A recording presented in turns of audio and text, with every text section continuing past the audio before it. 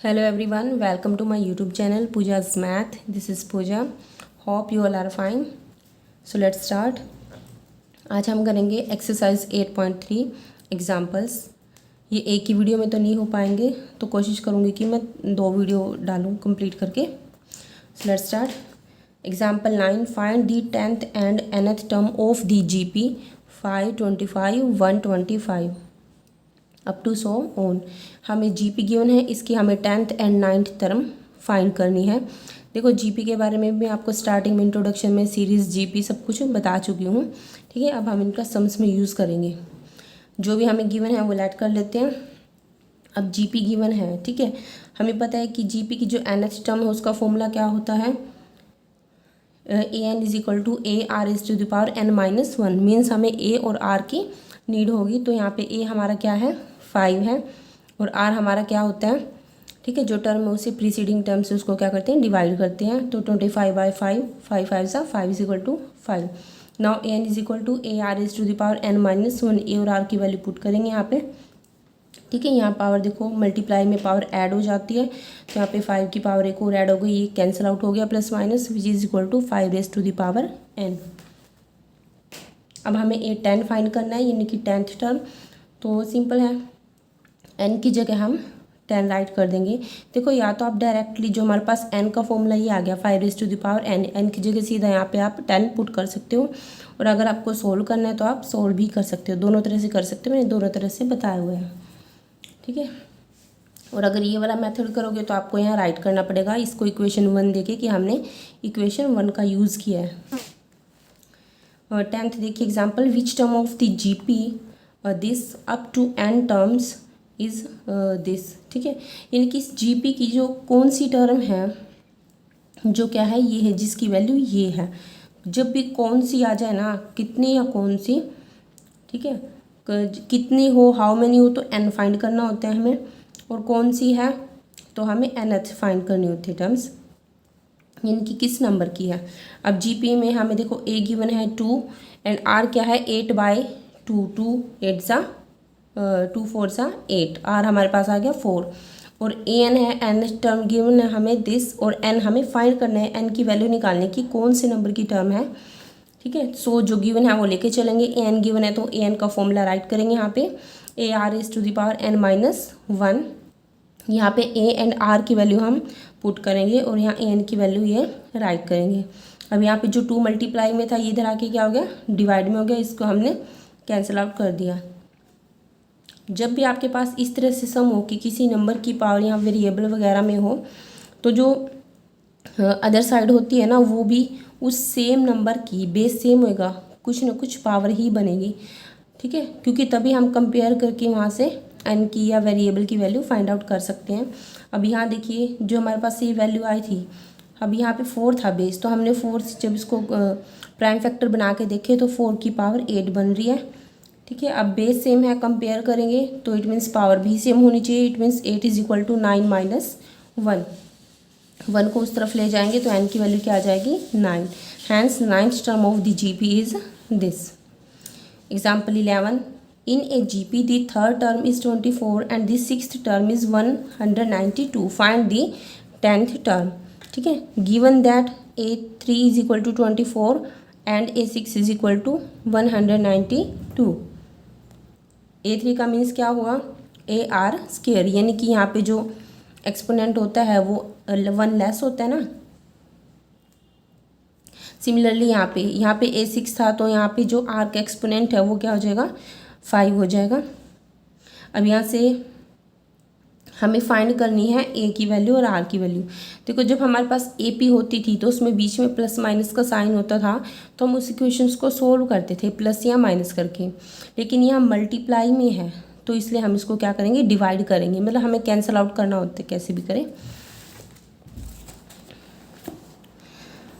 ठीक है, so divide करेंगे इक्वेशन 2/3।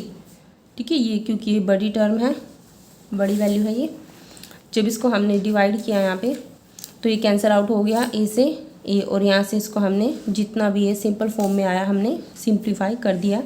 यहाँ देखो जब डिवाइड में है पावर ऊपर जाएगी तो क्या हो जाएगी हमारे पास माइनस में हो जाएगी 5 माइनस 2 इज इक्वल टू यहाँ से 8 आ जाएगा। अब मैंने कहा था जब भी कोई इस टाइप का सम आए तो कुछ ना कुछ उसकी पावर बनेगी, ठीक है। अब देखो जब एक्सपोनेंट में आपके पास यहाँ पे जब एक्सपोनेंट में वेरिएबल था यहाँ पे तो बेस दे रखा था ना, तो बेस की पावर कुछ ना कुछ बनेगी, बेस वो सेम ही रहेगा। अब यहाँ पे बेस मतलब कुछ अल्फ़ाबेट है हमारे पास या वेरिएबल लगा लो, ठीक है।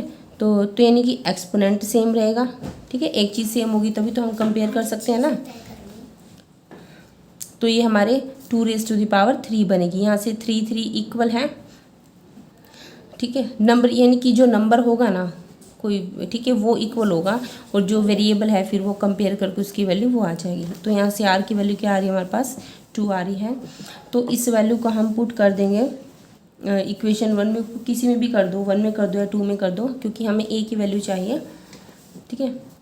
2 2 ज़ा 4 is equal to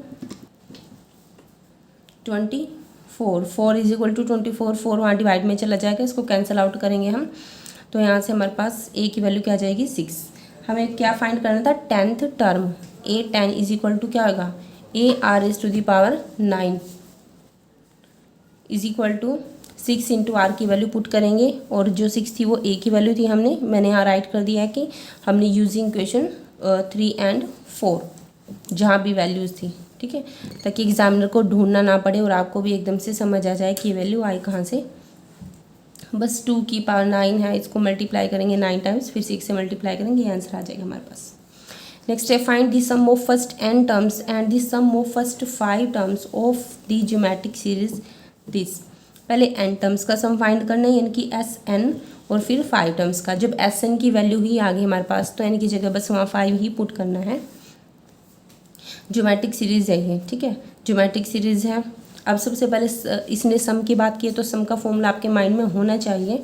Sn is equal to A into, यहाँ पे 2 तरह का फॉर्मूला होता है, एक तो 1 minus r⁻n divide by 1 minus r, and दूसरा होता है r⁻n-1 डिवाइड बाई r-1, ठीक है। जो अगर 1 छोटा है तो 1 को r में से माइनस करेंगे, और अगर r 1 से स्मॉल है, ठीक है, तो 1 में से r को माइनस करेंगे। अब हमें यहाँ चेक करना पड़ेगा कि r क्या है। यहाँ पे ये क्या है 1 है यहाँ पर, और r क्या है हमारे पास। देखो ये टर्म को प्रीसीडिंग टर्म से डिवाइड करेंगे 2/3, ठीक है। अब न्यूमरेटर क्या है लेस है डिनोमिनेटर से, तो ये वैल्यू लेस देन होगी 1 से, 1 से लेस देन है तो Sn का ये वाला फॉर्मूला राइट करेंगे। बस यहाँ r और a की वैल्यू पुट करेंगे और इसको सिंप्लीफाई करेंगे, ठीक है। Answer is this 13। देखिए how many terms of the GP are needed to give the sum. बिल्कुल ईजी है। जब मैंने कहा था हाउ मैनी हो तो n की वैल्यू हमें फाइंड करनी है कि कितनी टर्म्स का सम क्या है, ये है। GP है तो A भी होगा हमारे पास। R कैसे फाइंड आउट करेंगे हम, ठीक है, 3/2 divide by 3 which is less than 1 and n हमें फाइंड करना है। अब 1 से लेस है तो Sn का हम ये वाला फॉर्मूला राइट करेंगे, ठीक है। Sn की वैल्यू यहाँ पुट करेंगे, ठीक है। इसको सिंप्लीफाई करने के बाद हमें यहाँ पे आंसर मिलेगा, ठीक है। अच्छा हाँ जी, एक यहाँ देखिए हमारे पास अब 2⁻n है। देखो ये फिर से वही फॉर्म आ गई, ठीक है। अब जो यहाँ तक पहुँच गए हम 1/2⁻n नेगेटिव है ना, इसको उस तरफ ले जाओ, इसको इस तरफ ले आओ, ठीक है। तो 1 के वैल्यू में जो ये वाली वैल्यूज़ है ये इधर आके माइनस की हो जाएगी। इसमें एक स्टेप और ऐड कर लीजिए आप, ठीक है।